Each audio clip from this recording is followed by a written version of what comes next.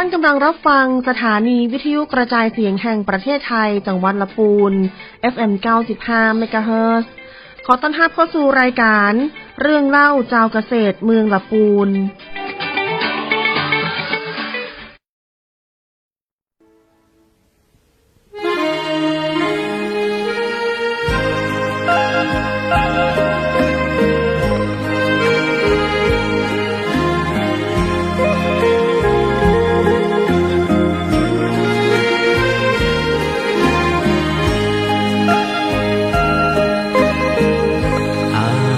จะตายเพราะความคิดถึงน้องคิดหาแต่น้องคิดทอดแต่น้องคนละบูนความรักมันปักในสวงลึกหัวค่ำยามดึกยิ่งเพิ่มพูนคิดถึงละปูนทุกวันเวลาถึงตัวห่างไกลหัวใจบ่เหมือนมาคิดถึงป่าสางคิดถึงความหลังที่ศพทาเคยได้ไปแอวตัวยกันสงกรานต์ปีใหม่ปีแล้วมาและยังสัญญาว่าบ่เปลี่ยนใจเวลานาทีที่อ้ายห่างน้องให้ทุกมุนมองกลัวน้องเปลี่ยนไปหากสุดที่หักจริงจากใจอ้ายขอมาตายต่อหน้าตักน้ำอ้ายจึงบ่ลืมยังคิดถึงน้องหัวใจห้ามหองคิดถึงแต่น้องบ่จางกลัวน้องจะกายนายแน่ระแวงใจเฝ้าแต่ครวญครางภาวะผวังคิดถึงละปูน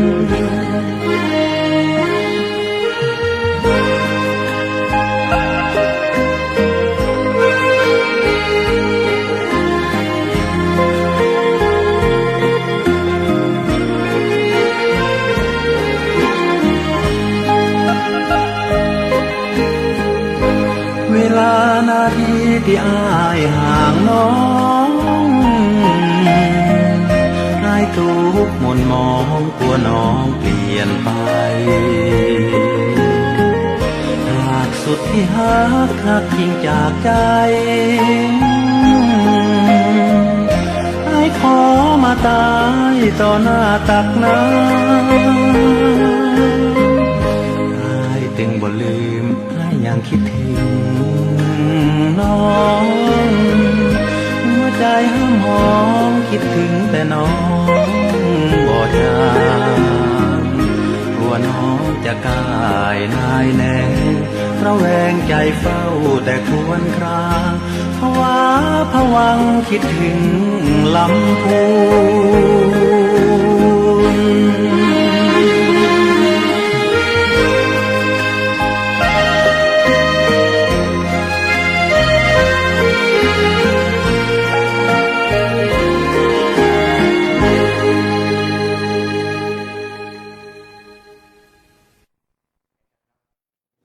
สวัสดีครับคุณผู้ชมคุณผู้ฟัง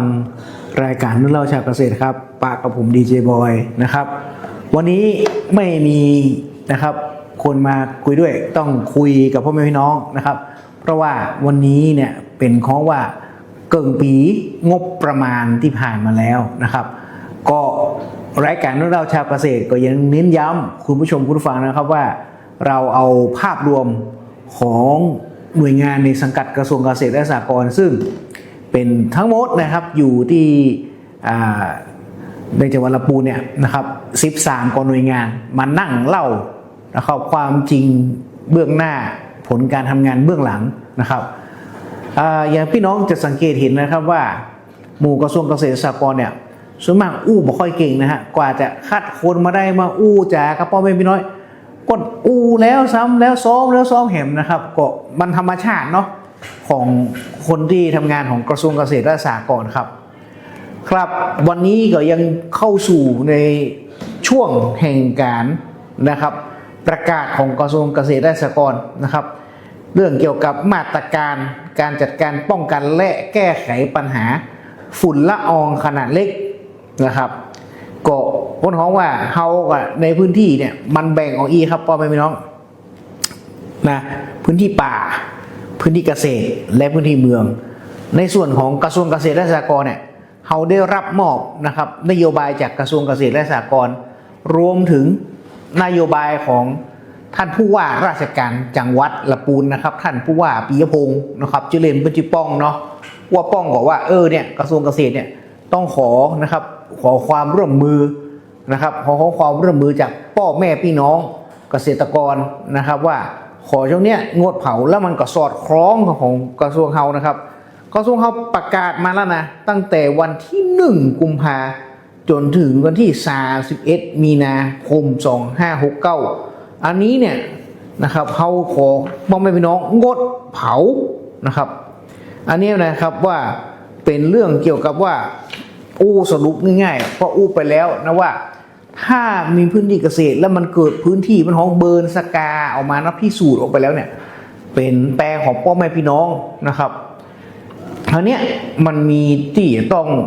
พูดกันตามตรงเนาะเพราะว่ามีมาตรการออกไปนะครับแล้วก็มันก็ไม่อยากให้เกิดขึ้นนะเนาะเพราะว่ามันจะกระทบสิทธิ์ในการความช่วยเหลือนะครับช่วยเหลือของ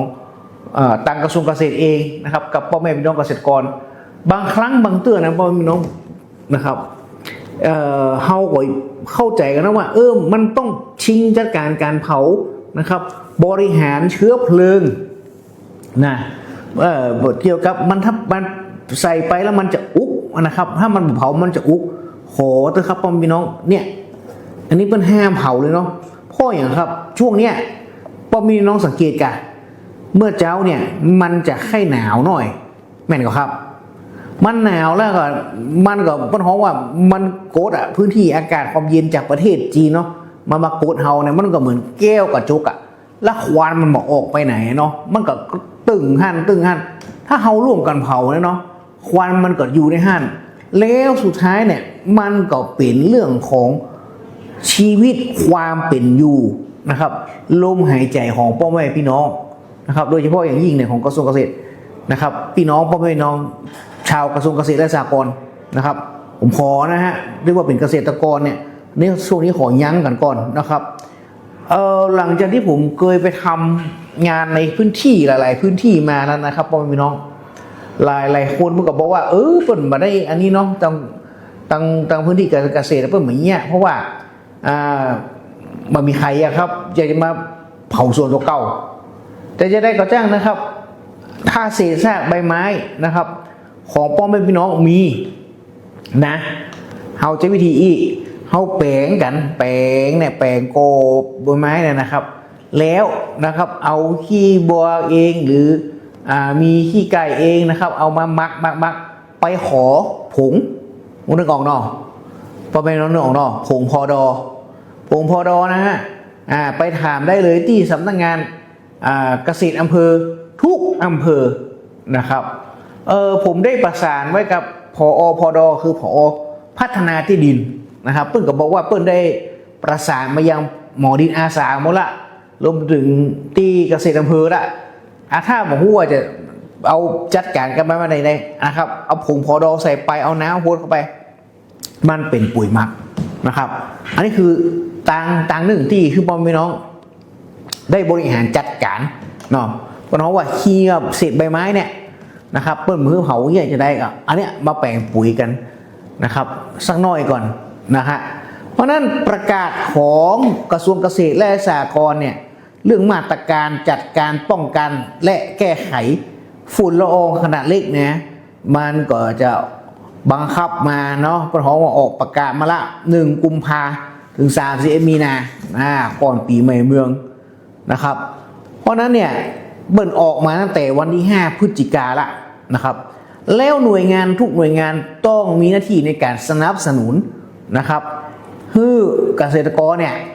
บอกให้มีการเผาในพื้นที่นะครับ โดยส่วนมากปีที่แล้วที่ผ่านมาครับเจ้าว่ามีเนาะมันจะออกมาตั้งพื้นที่แถวสปกนะสปกว่ามันติดป่าแล้วนี่แต่ผมก็เข้าใจนะพ่อแม่พี่น้องที่ทำมาหากินกันอยู่ในพื้นที่เดียวกันเนี่ยเขาฮักในพื้นที่เขาสงวนในพื้นที่มันถึงบ่ขยากนั้นจะไปเผานะครับถ้าอันนี้นะครับก็ FC รายการแฟนรายการเรื่องเล่าชาวเกษตรเมืองลำพูนของดีเจบอยขอนะครับงดเผานะครับเพื่อลำพูนของเราเพื่อลมหายใจของเราเพื่อพี่น้องของเรานะครับเราจะได้นะครับมีอากาศสูดโล่งปลอดหน่อยนะครับเอาละครับเรามาพูดคุยกันแถมเรื่องหนึ่งเรื่องที่อันแรกเลยว่าเนี่ยเรื่องกระเพราละลำไยไร่ละ 1,000 บาทอันนี้นะครับในจังหวัดลำพูนของเรานะครับก็สุดยอดครับ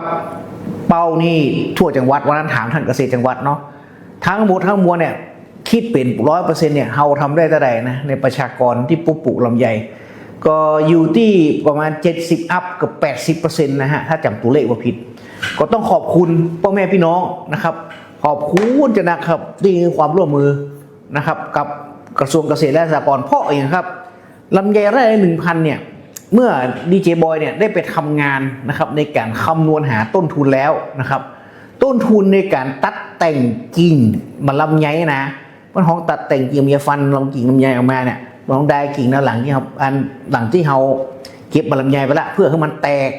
จ่อเนาะแตกจ่อเนาะแตกหน่วยออกมาเนี่ยมันตกไร่หนึ่งนะประมาณ 2,000 บาททีนี้มันก็จะเป็นว่าเนี่ยรัฐบาลเปิ้ลไปอยากเอาเงินมาโจ้ขึ้นต้มนะครับมันเป็นเหมือนกับว่าเขาขอตังเปิ้ลแต่ทีเนี้ยเขาก็เหมือนกับว่าเป็นคนละครึ่งเนาะขอความที่สมัครสมานใจกันสมัครสมานสามัคคีกันรัฐกึ่งหนึ่งนะครับเกษตรกรกึ่งหนึ่งก็เพราะต้องการพัฒนาคุณภาพผลผลิตเป้าประสงค์ของกระทรวงเกษตรนะครับและสหกรณ์โดยกรมส่งเสริมการเกษตรเนี่ยเปิ้ลต้องการเมื่อเราตัดแต่งกิ่งลำไยเพื่ออย่างว่าครับรักในการทำพืชสวนนะครับมันตัดแต่งกิ่งไปปุ๊บมันจะแตกจ่อหันก่อนมันแตกจ่อแล้วมันจะแตกหน่วยขึ้นมานะครับเพราะหน่วยที่มันจัดการตัดแต่งกิ่งตามรักเนี่ยนะมันจะเพิ่มผลผลิตขึ้นมาเพราะพี่น้องนะครับสังเกตพอเตอร์ฮะลำไย AA เนี่ยราคามันเท่าไหร่ถ้าลำไย A เท่าไหร่ B เท่าไหร่บอกใครว่านะครับมันก็เป็นกลไกการตลาดเพราะฉะนั้นเนี่ยเขาต้องการให้พ่อแม่พี่น้องนะได้ลำไย A โอ้ว่าไปด้วยว่าบางคนเนี่ยมันแบบเคยตัดแต่งกิ่งเลยนะมันแค่เหนื่อยนะครับเพราะว่าอันนี้ลำไยออกมาปุ๊บโอ้ขายบดีเพราะอย่างมันไปตก C กับ B นะนึกออกก่อนถ้าคนมันจ้างเนี่ยนะมันจะเอาตัดแต่งกิ่งไป A เนาะเพราะนั้นเนี่ยมันเป็นการลักษณะการส่งเสริมอย่างหนึ่งครับแต่มันก็ผ่านมาแล้วเนี่ยต้องขอขอบคุณวันนี้มาขอคุณนะครับในนามของกระทรวงเกษตรและสหกรณ์ต้องขอขอบคุณพ่อแม่พี่น้องด้วยความร่วมมือลำไยไร่ละ 1,000 นะง่ายๆลำไยเกินนึงคนละครึ่งเอา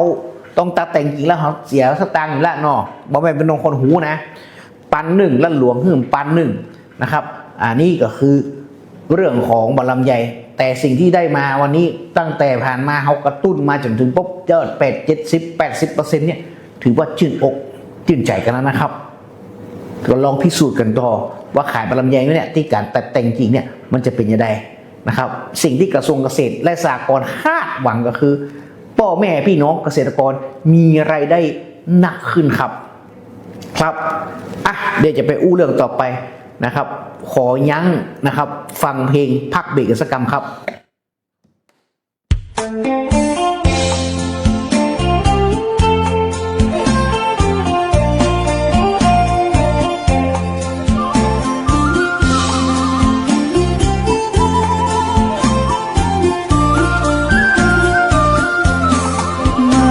ลำพูนได้พึ่งบุญเจ้าแม่จามเทวีกราบองค์ทรงน้ำเจดีย์พึ่งบารมีท่าน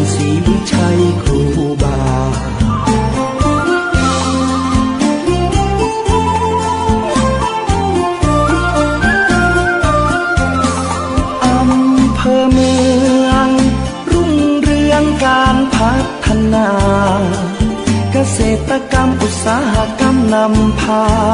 ส่งเสริมประชาให้อยู่ดีมีกิน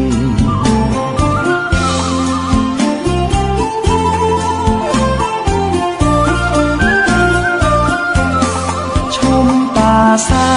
งชะเง้อพลางนวลนางโสพินทอผ้าเมืองรุ่งเรืองอาชิน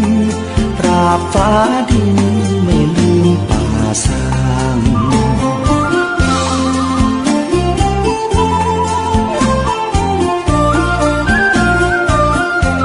บ้านโฮงเจริญเพลิดเพลินแมกไม้ริมทางปลูกกระเทียมกะหล่ำปลีมีสตังค์น่ารักจังหน้ามนต์คนบ้านเฮา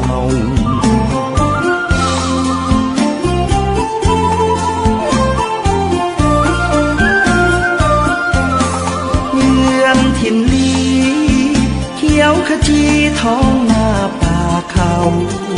ล่องแก่งก้อยหยอกล้อสองเรากลางลำเนาชมธรรมชาติงาม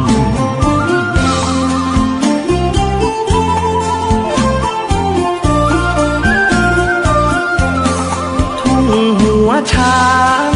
ชวนน้องนางไหว้พระธาตุดอยกวางคำเมืองคนดีมีศีลธรรมจิตใจงดงามพี่น้องหลายดอย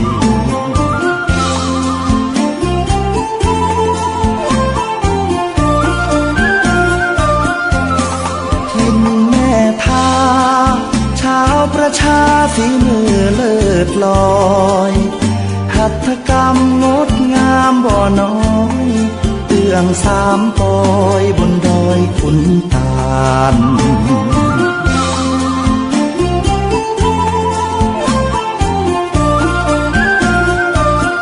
บ้านที่เมืองทอง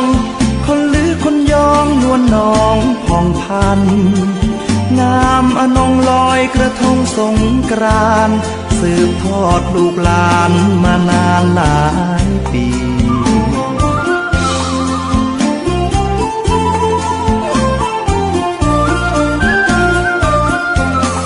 ไปบ้านเวียงได้ร่วมเรียงเที่ยวงานประเพณีร่วมขบวนแห่ไม้กำสรีน้องล่องคนใจดีเขามีเมตตา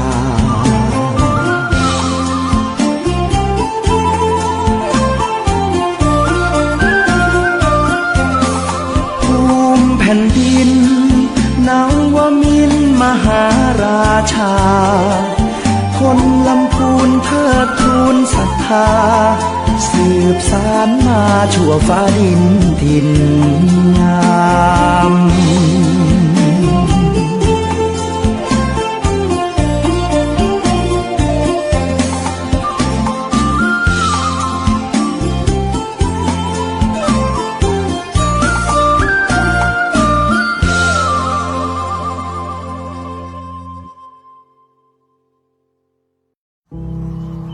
เกษตรกรผู้ยากจนคนค้าขายเป็นหนี้ไม่เกิน 2,500,000 บาทโดยนำที่ดินไปจำนองขายฝากหรือสัญญากู้เงินทั้งหนี้ในระบบที่มีคำพิพากษาและหนี้นอกระบบเราช่วยท่านได้ติดต่อขอยื่นกู้ที่สำนักงานเกษตรและสหกรณ์จังหวัดสำนักงานเกษตรอำเภอธกสทุกสาขาตามภูมิลำเนาโทร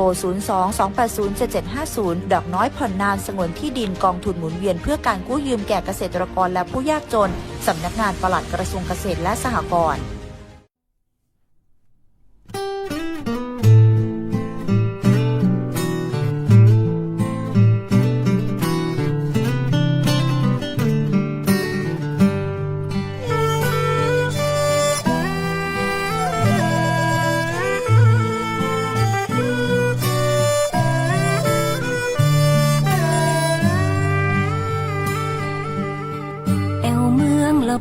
อิ่มบุญอุ่นฮัก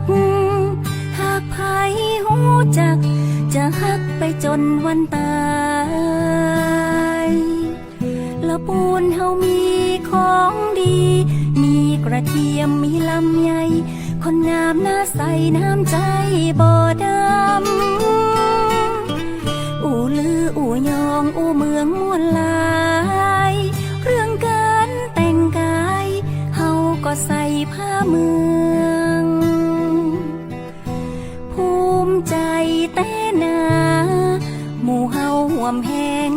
สร้างบ้านแปลงเมืองรุ่งเรืองมาเมินหนึ่งในล้านนา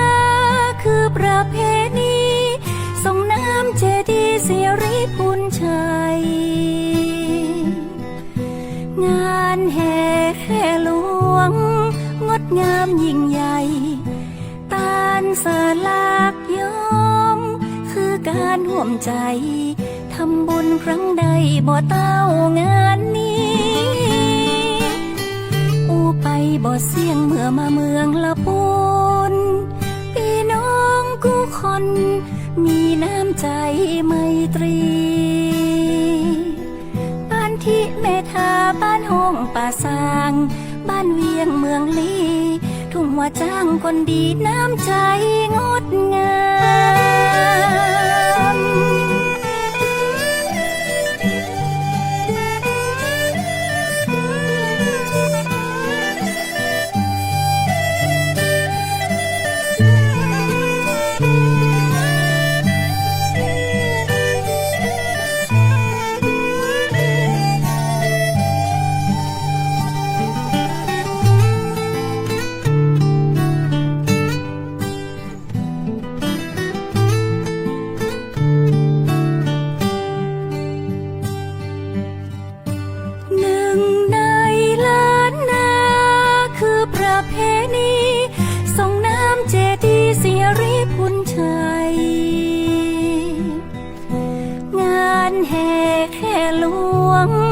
งดงามยิ่งใหญ่ตานสลากย้อมคือการร่วมใจทำบุญครั้งใดบ่เต้างานนี้อูไปบ่เสี่ยงเมื่อมาเมืองละปูนพี่น้องกู้คนมีน้ำใจไมตรีบ้านที่เมทาบ้านห้องป่าสางบ้านเวียงเมืองลีทุ่งว่าจ้างคนดีน้ำใจงดงาม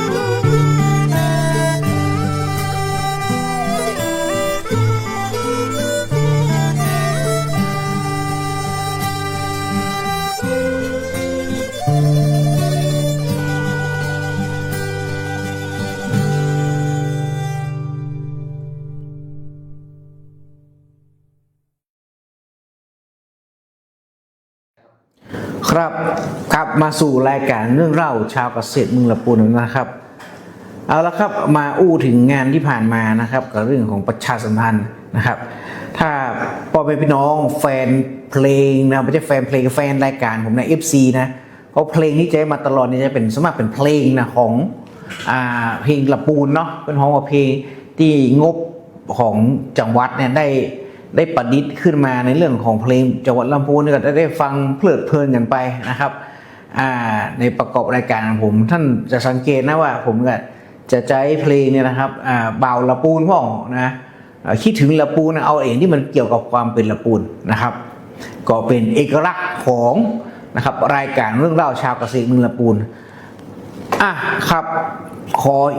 ย้อนมาถึงเรื่องที่จะอู้กันนะครับส่วนช่วงนี้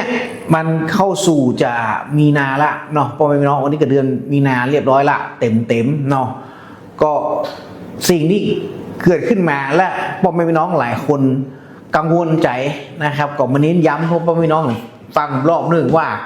ในเรื่องของน้ำนะครับจากที่ประชุมกันหลายเตื้อนะครับ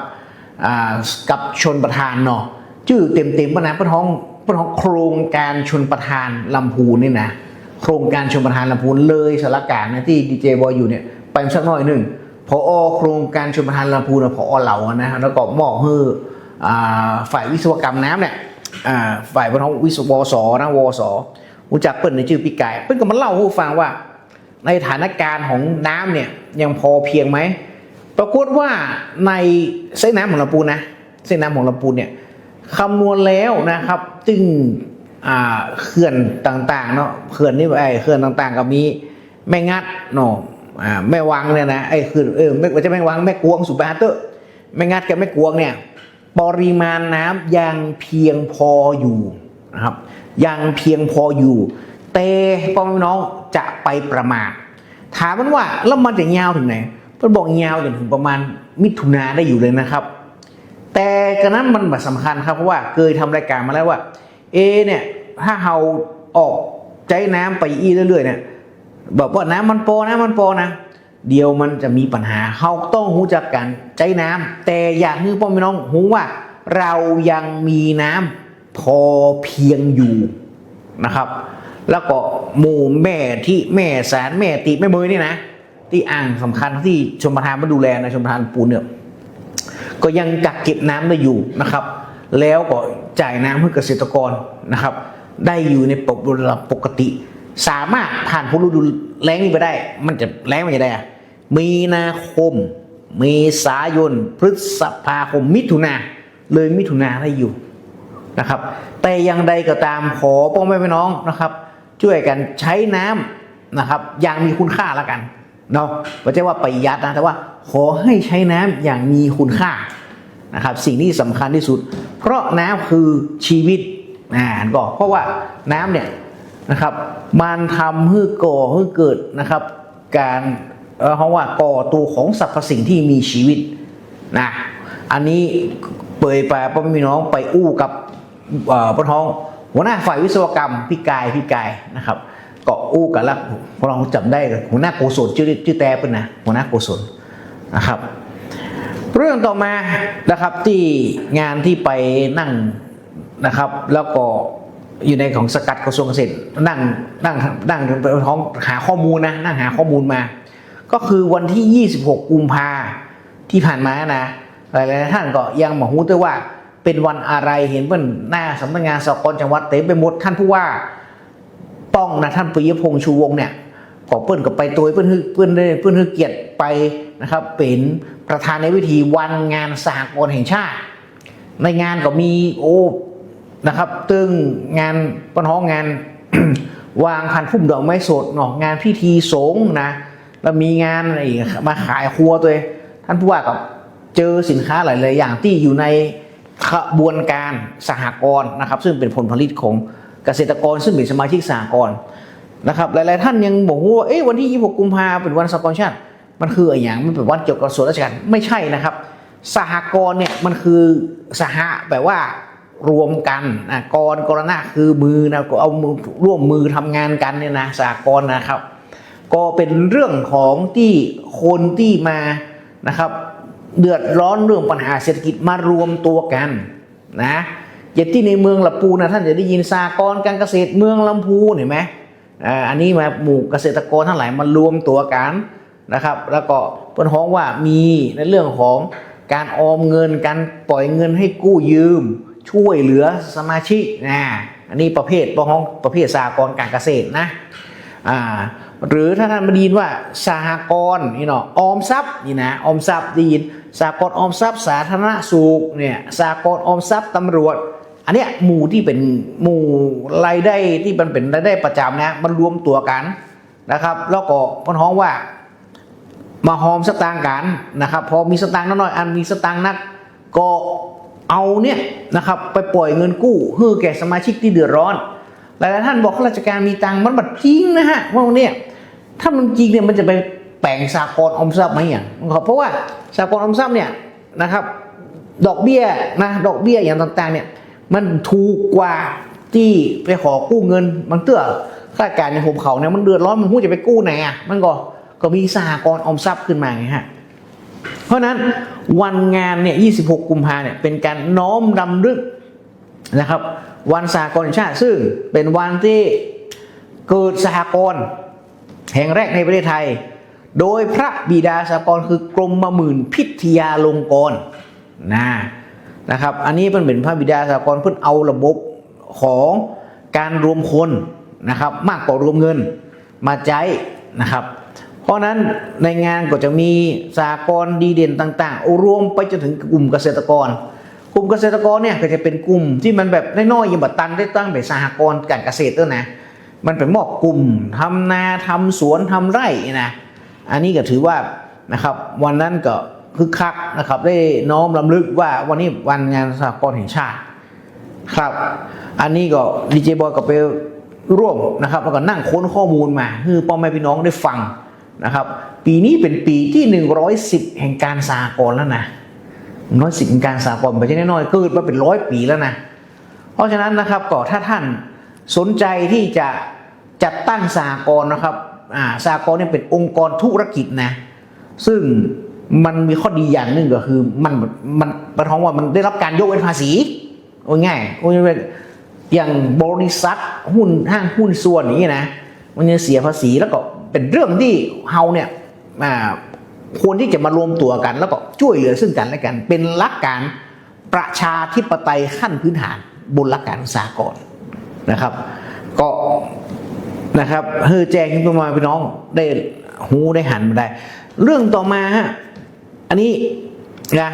เดี๋ยวพ่อแม่พี่น้องจะมีรายการนะ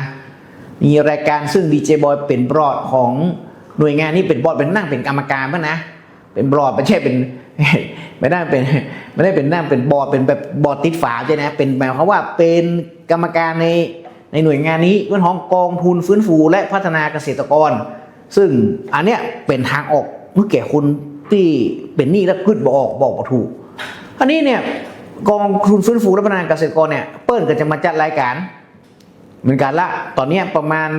วันอังคารเนี่ยนะครับทุกอังคารเริ่มตั้งแต่อังคารนี้ที่ถึงนี่เป็นต้นไปนะครับเปิ้ลจะทำรายการรอบรั้วกฟก.เปิ้ลจะมาอู้จ๋าเล่าจ๋าว่าเนี่ยของเปิ้ลหน่วยงานเปิ้ลเนี่ยกฟก.เป็นยังไงสำหรับดีเจบอยอยากจะบอกงี้กับพ่อแม่พี่น้องว่ากองทุนฟื้นฟูและพัฒนาเกษตรกรนะเป็นสำนักงานที่ตั้งอยู่ชั้น4อู้ไปนะถ้าพ่อแม่พี่น้องมีหนี้นะมีหนี้สินติดไว้กับธนาคารว่าบ่มีสตางค์แล้วเจ็บหัวหมูจะใส่เปิ้นจะได้นะครับเพราะว่าเนี่ยไปเดี๋ยวนี้ก็มันก็บรรลุละนะครับมาหากองทุนฟื้นฟูและพัฒนาเกษตรกรอยู่ชั้น4ครับอยู่ชั้น4สารกลางจังหวัดอันนี้มาติดต่อเพิ่นได้นะครับเปิ้ลมีนโยบายในการเพิ่นฮ้องว่าสั้นๆเลยในการช่วยเหลือนะครับโยกหนี้จากธนาคารนะครับมาไว้ที่กองทุนอันนี้แหละสิ่งที่สำคัญบางเตื้อเนี่ยมันต้นพบดอกทบต้นบึนวันเจ็บหัวนะครับอันนี้อยากจะฝากพ่อแม่พี่น้องไว้ว่ากองทุนฟื้นฟูและพัฒนาเกษตรกรเนี่ยชั้น4มันมีอยู่แต่นอกเหนือจากกองทุนฟื้นฟูเนี่ยเรามีในเรื่องของเงินกู้อบก.นะมันชื่อมันยาวอนุพัฒนาบริหารจัดการเรื่องหนี้เกษตรกรมันยาวเงินกู้อบก.เนี่ยอันนี้มันอยู่ที่สำนักงานเกษตรและสหกรณ์จังหวัดนะครับลำพูนนะง่ายสำนักงานเกษตรและสหกรณ์จังหวัดลำพูนชื่อย่อกส.ลำพูนเนี่ยนะอยู่ที่ชั้น1อันเนี้ยอยากฝากพ่อแม่พี่น้องว่าท่านใดเอาโฉนดเนี่ยนะเอาไปจำนองเอาไปขายฝากรวมถึงไปจำนำเนี่ยนะปัญหานี่มันกึดบ่องใจบ่ถูกพบมันเก็บดอกเบี้ยก่อแปรมันก็หมุนบาทตันมันเจ็บหัวมดอยากให้ว่าไม่น้องมาปรึกษาเฮานะครับก่อนที่จะมานะโทรมาหานะโทรมาก่อนเนาะจะนัดเพิ่นมาเผื่อเจ้าหน้าที่มาอยู่เบอร์โทรศัพท์0535309323ชั้น1นะชั้น1ของสารกลางขึ้นบอกออกเรื่องหนี้สินนะครับถ้าเพื่อนบอกมาโทรมานะโทรมาก่อนว่าเจ้าหน้าที่เป็นผู้รับผิดชอบอยู่บางเตื้อมาไปเจอเรื่องเพราะอย่างไปพื้นที่ลงไปหาเกษตรกรเลยนะครับแต่บางที่เขาก็ถ้ามันไกลแล้วเนี่ยเขาโทรศัพท์มาก่อนอยู่ไหนโยมอยู่ปุ่นอำเภอปุ่นบ้านโฮงลีเขามีงบเขาจะลงไปนะครับเขาจะลงไปเขาบริการถึงที่นะครับเตรียมวัตถุนะครับว่าผมจะมาบอกเพื่อนแล้วผมว่าวันนี้ได้ก็ผมขอนัดเฮาบริการเต็มที่นะครับมามีค่าใช้จ่ายไอ้กองทุนฟื้นฟูนี่ก็เหมือนกันมามีค่าใช้จ่ายเพราะนั้นคนที่จะมาว่าไม่ต้องมีค่าใช้จ่ายเนอะมีอย่างมาบอกดีเจบอยได้นะครับหรือโทรศัพท์มาเบอร์นี้เลยไม่มีค่าใช้จ่ายนะครับในการปรึกษาฟรีนะครับดำเนินการตั้งแต่ต้นจนจบได้ก็คือมีค่าใช้จ่ายอยู่เลยมามีการเก็บหัวคิวมันมีการเก็บปากถุงเด็ดขาด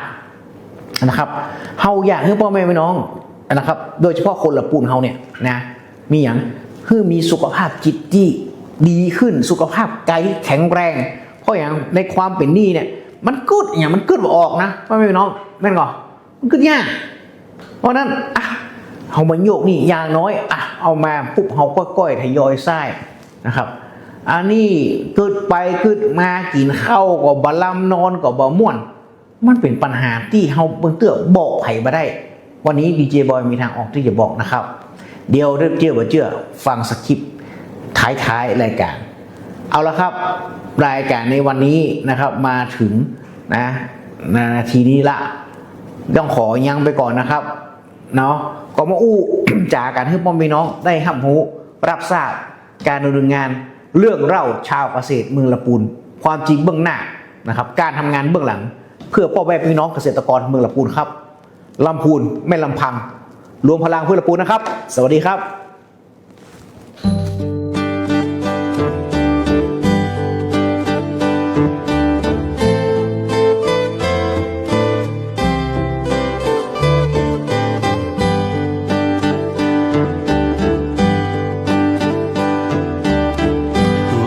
คนนี้เป็นบ่าวละปูเมืองเก่าเมืองบุญเมืองอาริปุ่นใจเมืองน้ำใจเมืองลำใหญ่สายน้ำพวงโอบไหลไปจูสายน้ำปิงอูยองบ่จางแต่อูแกว่น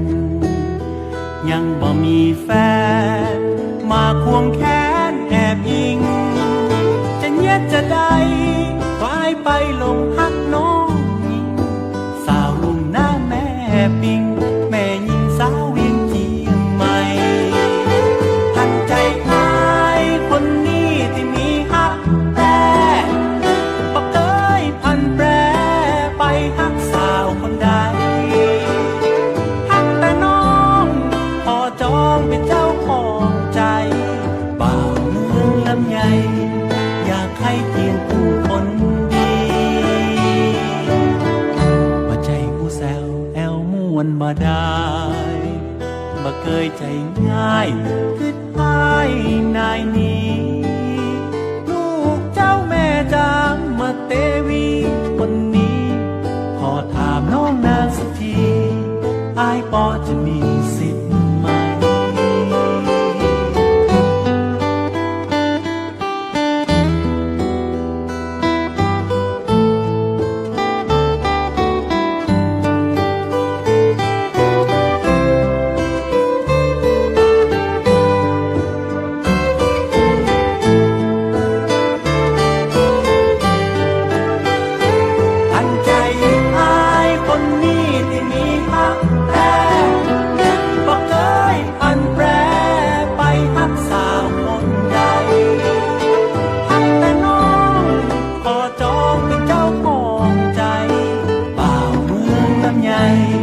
อยากให้เพียงผู้คนดีใจผู้แซวแอวม่วนมาได้ใจคนใจง่ายคืออายนายนี้ลูกเจ้าแม่จามมาเตวีคนนี้ขอถามน้องนางสักทีอายปอจะมีสิทธิ์ไหมลูกเจ้าแม่จามมาเตวีคนนี้ขอถามน้องนางสักทีอายปอจะมีสิทธิ์พ่องก็หา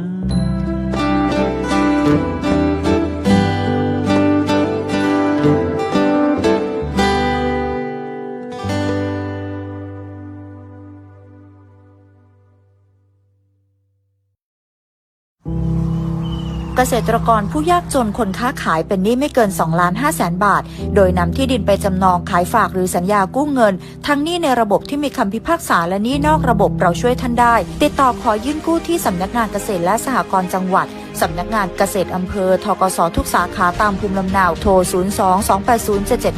02-280-7750 ดอกน้อยผ่อนนานสงวนที่ดินกองทุนหมุนเวียนเพื่อการกู้ยืมแก่เกษตรกรและผู้ยากจนสำนักงานปลัดกระทรวงเกษตรและสหกรณ์ โอ้เป็นอย่างหน้ายังมาหน้ามองซอกตอก เฮ้ยก็จะบ่ฮื้อเครียดได้จะได้ละปีก็เรื่องหนี้เรื่องสินกวนใจหาทางออกก็บ่ได้นี่กะ นี่หรอก็ยังบ่ลองไปปรึกษาสำนักงานกองทุนฟื้นฟูและพัฒนาเกษตรกรดูล่ะน้องได้ขึ้นทะเบียนเป็นสมาชิกกองทุนฟื้นฟูและพัฒนาเกษตรกรแล้วยัง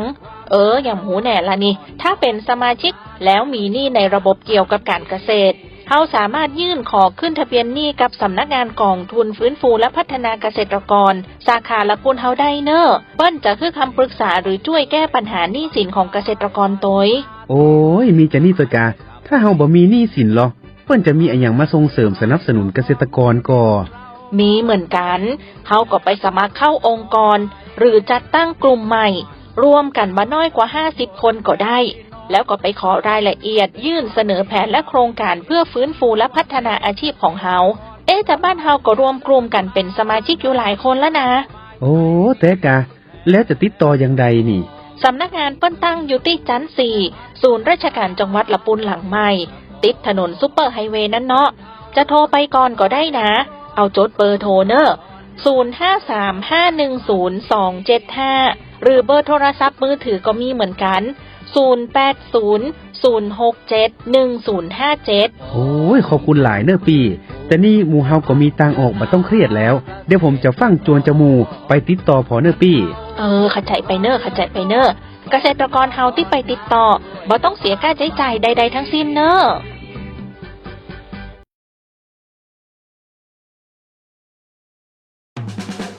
สาระน่ารู้ดีๆกับศูนย์ขยายพันธุ์พืชสวัสดีค่ะท่านผู้ฟังขอต้อนรับเข้าสู่ช่วงสาระน่ารู้ดีๆกับศูนย์ขยายพันธุ์พืชวันนี้ศูนย์ขยายพันธุ์พืชที่8จังหวัดลำพูนมีเรื่องราวใกล้ตัวที่หลายคนอาจยังไม่รู้มาฝากกันค่ะด้วยเรื่องราวของไส้เดือนดินตัวเล็กๆที่อยู่ในดินนั้นแท้จริงแล้วมีประโยชน์ต่อการเกษตรและสิ่งแวดล้อมมากมายไส้เดือนดินเป็นนักย่อยสลายชั้นยอดค่ะพวกเขาจะกินเศษซากพืชซากสัตว์และอินทรีย์วัตถุต่างๆและเปลี่ยนเป็นมูลไส้เดือนปุ๋ยธรรมชาติที่อุดมด้วยธาตุอาหารสำคัญทั้งไนโตรเจนฟอสฟอรัสและโพแทสเซียมรวมถึงธาตุอาหารรองที่พืชสามารถดูดซึมไปใช้ได้ทันทีมูลไส้เดือนยังช่วยทำให้ดินร่วนระบายน้ำได้ดีและมีจุลินทรีย์ที่ช่วยปรับสมดุลของดินอีกด้วยสำหรับการเลี้ยงไส้เดือนนั้นไม่ยากเลยค่ะสายพันธุ์ที่นิยมและเหมาะกับอากาศบ้านเรามากที่สุดก็คือแอฟริกันไนท์คลอเลอร์ซึ่งจะโตไวกินเก่งและให้มูลเยอะเราสามารถเลี้ยงได้ง่ายๆทั้งในกะละมังพลาสติกที่เจาะรูหรือในวงบ่อซีเมนต์ขนาดประมาณ 80-100 เซนติเมตรวัสดุสำคัญที่ใช้เลี้ยงคือมูลวัวโดยเฉพาะมูลวัวนมจะดีที่สุดค่ะแต่ต้องมั่นใจว่าได้จากฟาร์มที่ไม่ใช้โซดาไฟล้างคอกเพราะสารเคมีจะเป็นอันตรายต่อไส้เดือนก่อนนำมาใช้เลี้ยงต้องแช่น้ำทิ้งไว้ประมาณ 5-7 วันเพื่อลดความร้อนและแก๊สที่สะสมจากนั้นจึงนำมาใส่ภาชนะเลี้ยงแล้วใส่ไส้เดือนลงไปเพียง 1-2 สัปดาห์ไส้เดือนก็จะเริ่มผลิตมูลให้เราใช้ได้แล้วและถ้าเราคอยเติมมูลวัวแช่น้ำอย่างสม่ำเสมอไส้เดือนก็จะขยายพันธุ์ต่อเนื่องให้เรามีมูลไส้เดือนไว้ใช้ยาวๆเลยทีเดียวค่ะดังนั้นการเลี้ยงไส้เดือนจึงไม่เพียงแค่ช่วยกำจัดขยะอินทรีย์แต่ยังลดการใช้ปุ๋ยเคมีเพิ่มความอุดมสมบูรณ์ให้กับดินทำให้พืชผักผลไม้ของเราแข็งแรงและปลอดภัยต่อผู้บริโภคอีกด้วยที่สำคัญยังเป็นการรักษาสิ่งแวดล้อมอย่างยั่งยืนอีกด้วยค่ะนี่คืออีกหนึ่งสาระน่ารู้ดีๆที่ศูนย์ขยายพันธุ์พืชที่8จังหวัดลำพูนอยากแบ่งปันให้กับทุกท่านค่ะหากคุณผู้ฟังท่านใดสนใจรายละเอียดเกี่ยวกับการเลี้ยงไส้เดือนสามารถติดต่อสอบถามหรือเข้าเยี่ยมชมเรียนรู้ได้ที่ศูนย์ในวันและเวลาราชการค่ะแล้วพบกันใหม่ในครั้งหน้ากับสาระน่ารู้ดีๆกับศูนย์ขยายพันธุ์พืชสำหรับวันนี้ขอขอบคุณและสวัสดีค่ะพืชพันธุ์ดีต้องที่ศูนย์ขยายพันธุ์พืชกรมส่งเสริมการเกษตร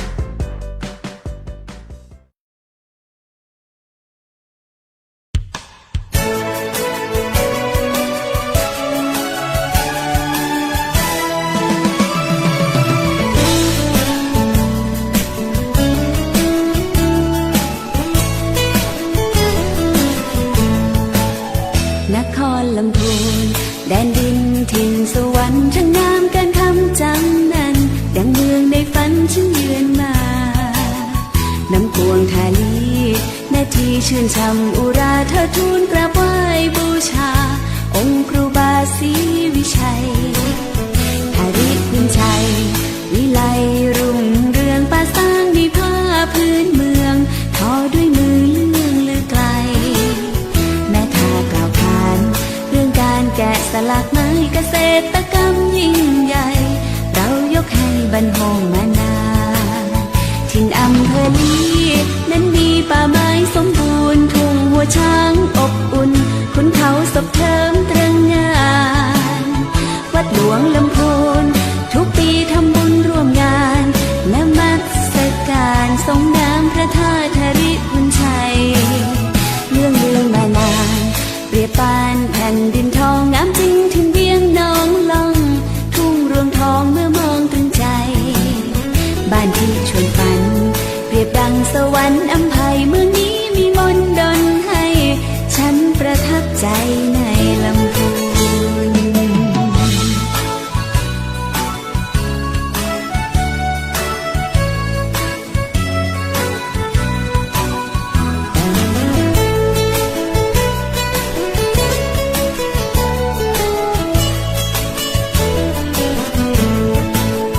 ถิ่นอำเภอลีนั้นมีป่าไม้สมบูรณ์ทุ่งหัวช้างอบอุ่นขุนเขาศพเทิมตรึงงาน